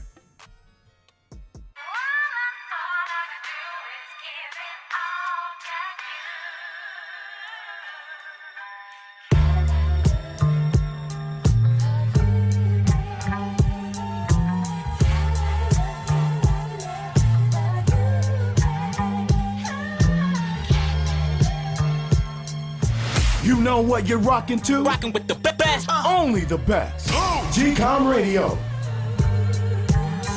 Wish I could love you the way, and I'm supposed to. You so much more than the go-to. Reason is tongue touching while I poke you. Last nigga used to throw you off. Now I go deep like a Tom Brady past the Moss. And we got lost in blowing Zywa, wishing in the sky. When I came up inside my deal, when you be by my side. I never lie somehow, the truth just get lethargic. Late night creeping for starters. Them loud ass Balenciagas, but I honed it, draped you in Rick Owens. The tone, the moment, you my baddest piece. Pedicures, white on white, you the sweetest treat. One summer, we ain't miss a beat. G-Town during the week, put work under your seat. I ain't falling, it's the clique. That's the Clico. That's the Clico. What you mean I'm better off? You was there from the start, right?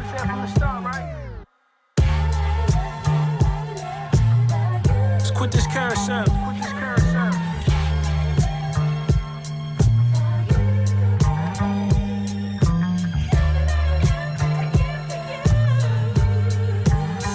And I know it ain't take you long to learn my do-I verse. Hate to live with the fact I ain't had you first. Still I mark my turf, skybox hoodies and shirts.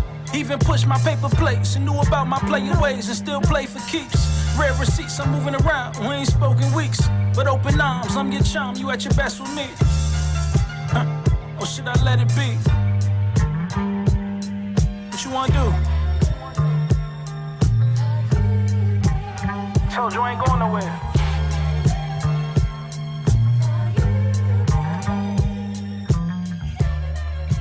On the #1 podcast platform in the world, GCOM Radio on iHeartRadio.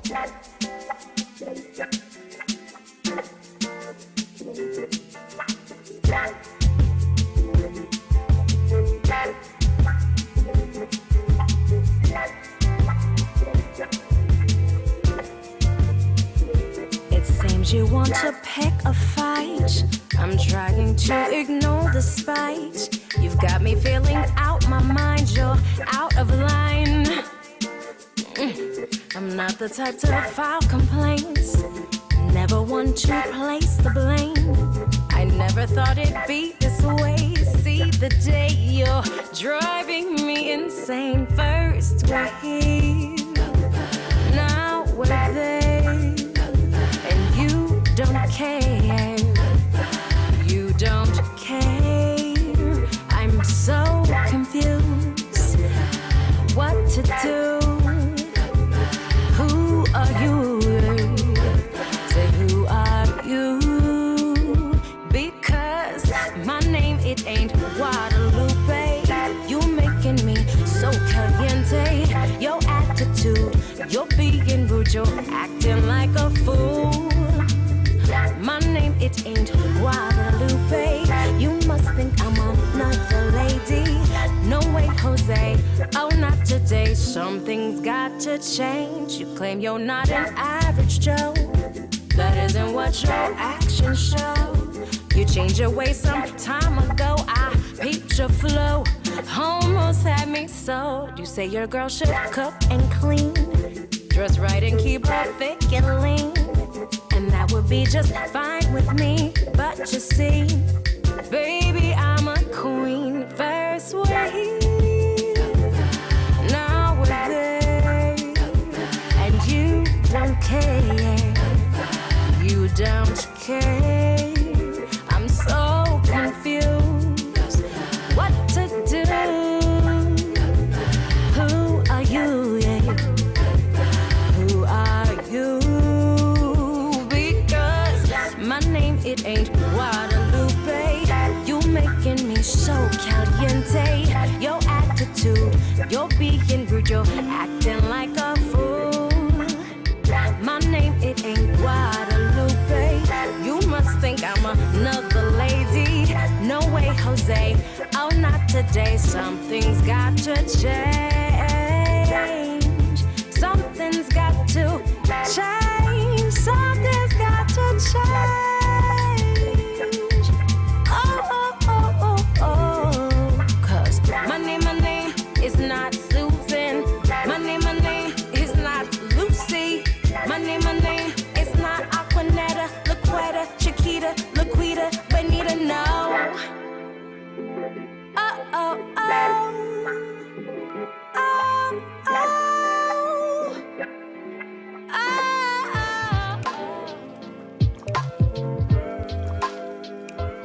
All right, guys, we're back, man. That was Sincerest Don with his song Goldie, and Cinelu. Please forgive me if I'm saying your name wrong. Cinelu with her song Guadalupe.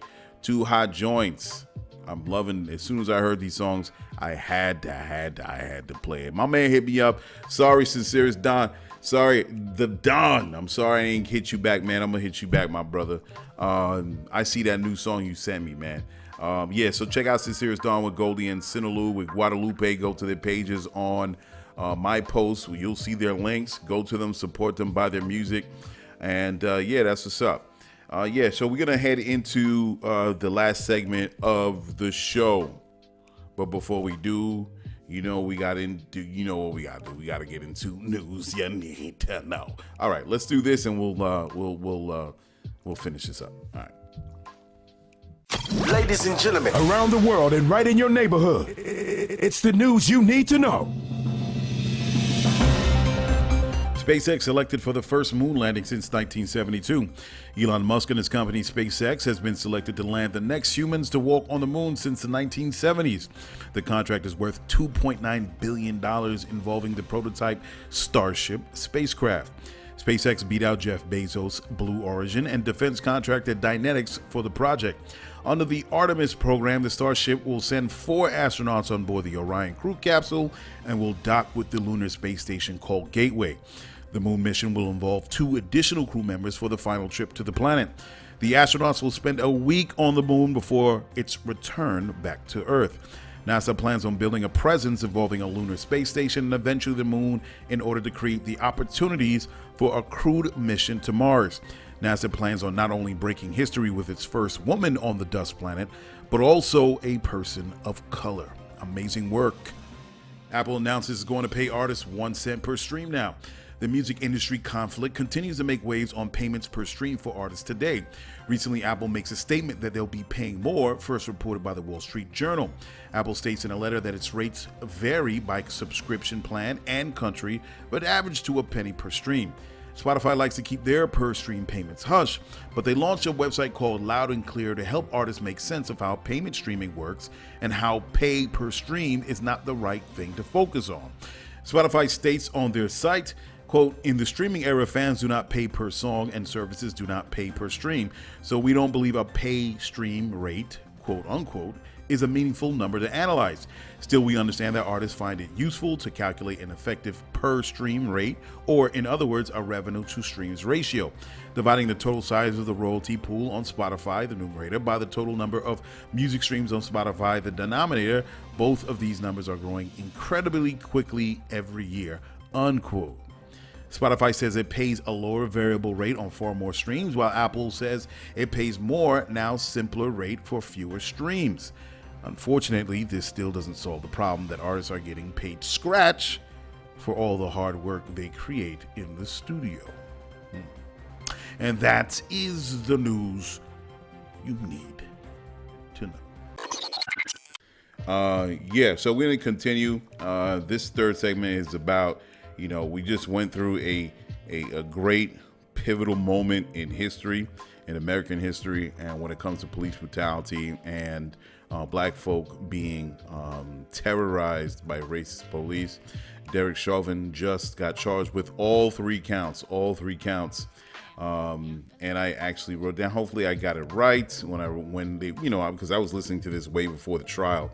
And the 3 counts that he had was murder in the 2nd degree, murder in the 3rd degree, and manslaughter in the 2nd degree. Hopefully I have it right. My bad, people, because I was going in and out. But yeah, he got charged with all 3 counts.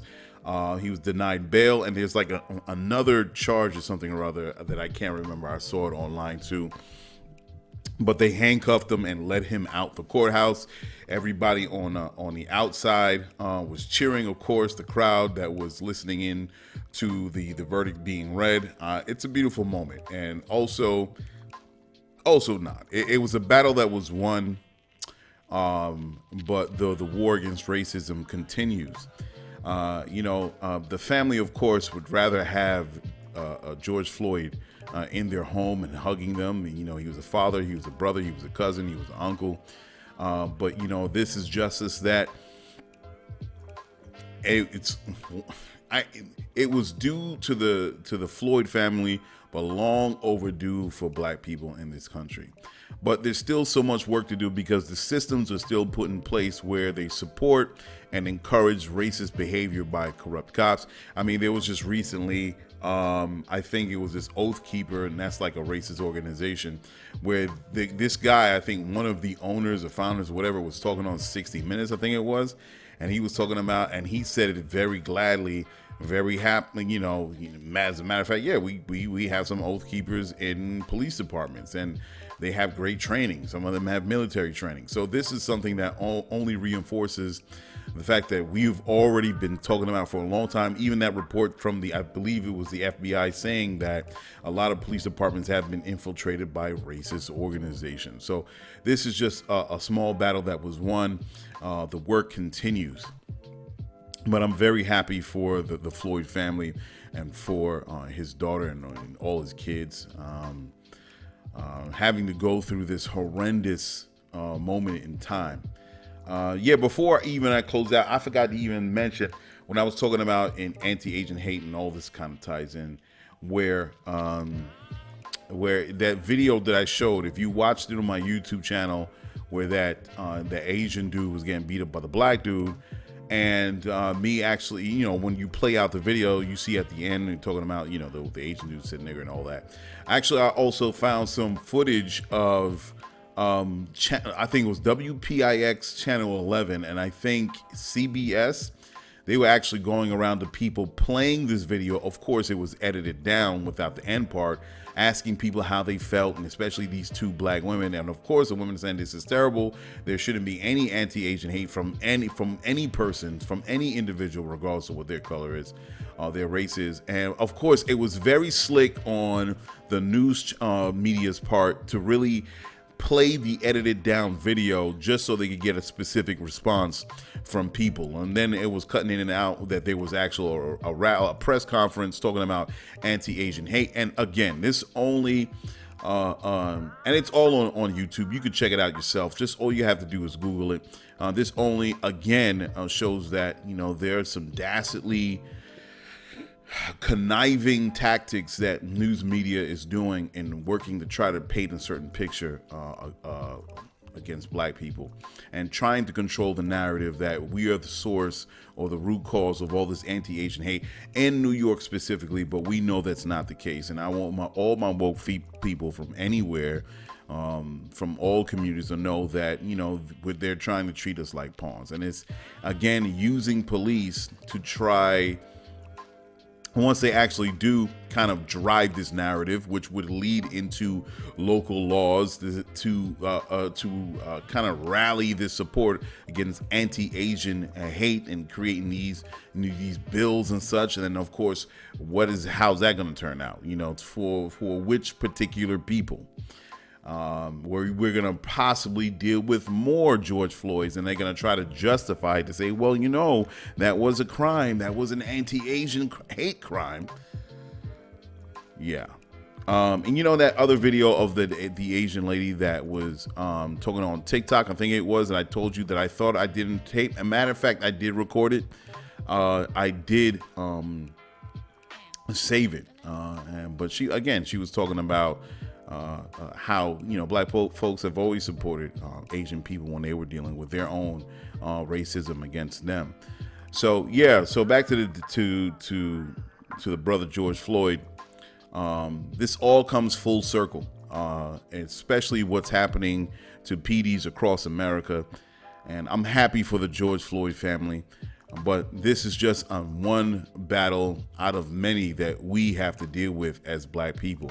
That we're also dealing with the lady that shot my brother Dante Wright. It's so many names. And it sometimes actually, I was thinking about it, and it just hurts the fact that all of these cases just overlap with each other, and you mismatch names to situations, Dante Wright is correct. And her name, the cop's name is, and she boarded up her house. She, with Jersey blocks and chain link fence and everything like that. That's crazy what she was trying to do. Yeah, her name is Ann Potter, I think. It was something of Potter. I'm trying to find her name here. Kim Potter. So, she put up the security brigade, barricade around her house with the Jersey blocks and the chain link fence.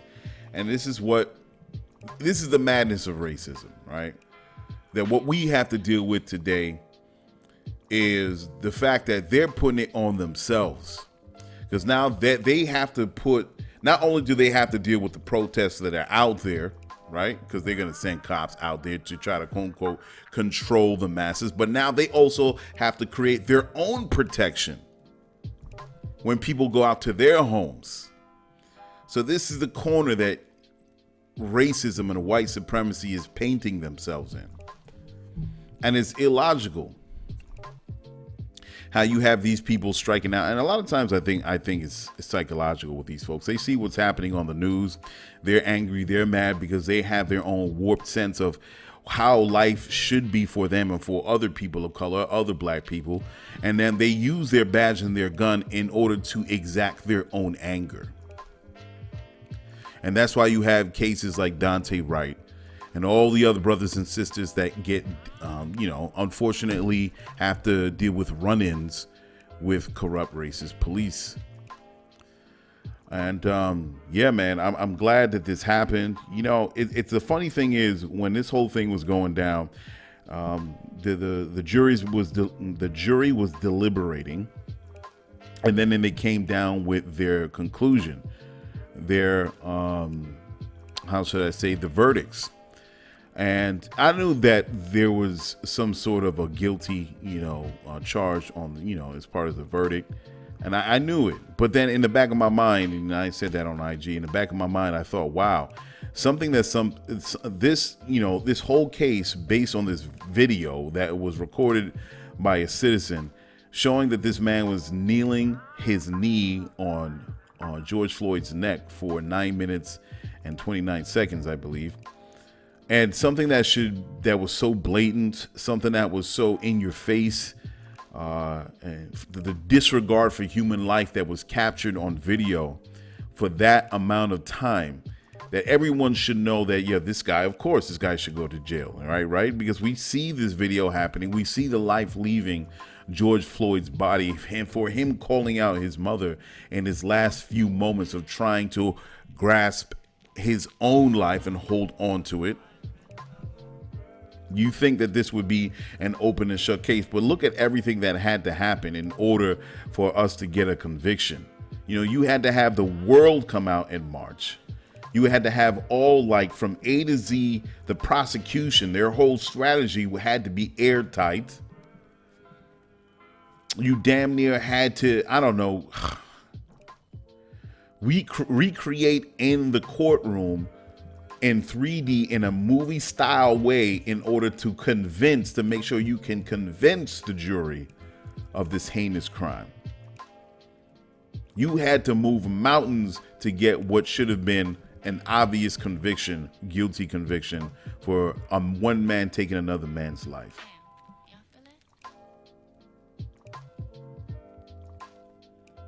And, a lot of people think of it as a victory, and it was a victory. But what we had to do in order to get a solid conviction. And in the back of my mind, I was thinking that I was haunted from the fact that this guy could get off, even with a video. And it goes back to that brother that was the black brother that was in the military, that he was pulled over by two police officers. And he was wearing a uniform, and it was being recorded from the chest cam footage. And these dudes was acting the way, these cops was acting the way they were acting, even with the chest cam footage. So that goes to show that there's an entire system that supports racist police officers. And they don't blink an eye They don't blink an eye for them to do what they do to people. So I just like to say congratulations to the family, to the whole Floyd family. This is just one small battle in this whole thing that black people and people of color got to deal with. And justice in this way, justice has been served. And that's all we want. Punishment. Punishment. Justice. For cops to be punished when they do BS like this. And there's so much more to go.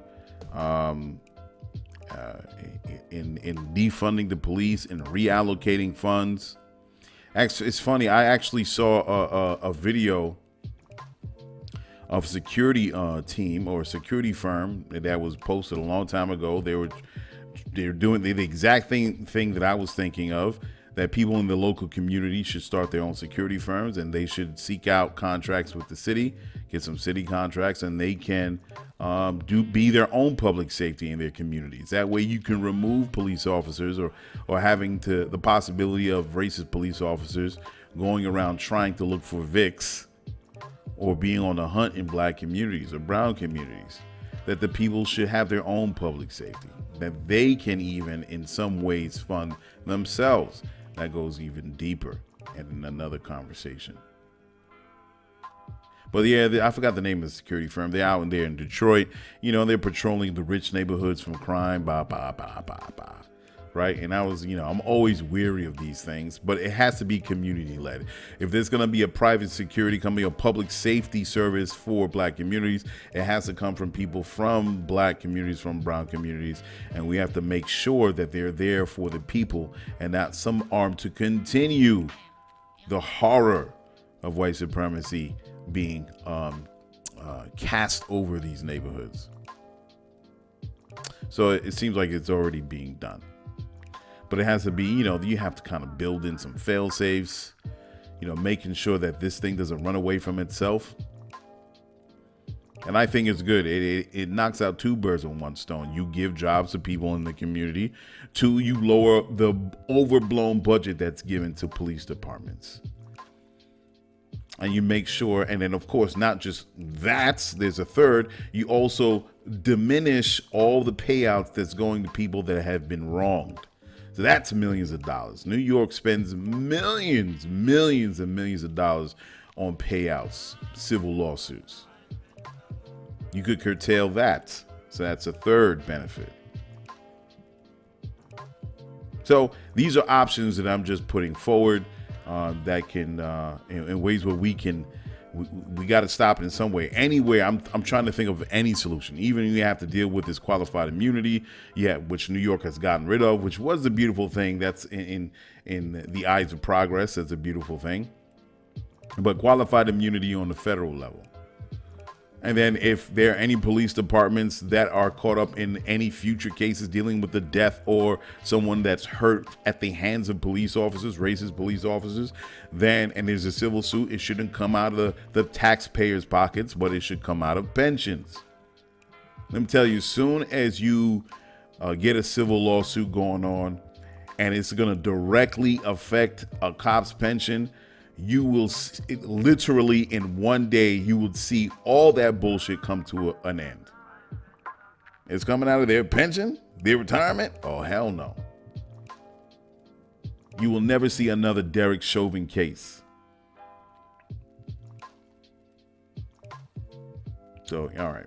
So I'm going to get out of here, guys. Thank you for listening to me. Come back next week, man. Go to my page, check out the artist. Sign up to Lyfeblood.com. This is all about creating the world that we want. It starts with you. Sign up. Find people of like mind. Build. Invent. Inspire. And let's make the community that we want. And then shout out to Lil Boozy. Bro, go ahead and sign up to Lyfeblood, man. Go ahead, bro. Let's talk. Hit me up. Call me. Contact me. Hit me up anywhere. The email's there. You can hit me up. It's like I saw another post from Lil Boosie talking about him ranting, going off on IG. They probably shut down his new page. Listen, come on, Boosie, hit me up, man. Let's talk.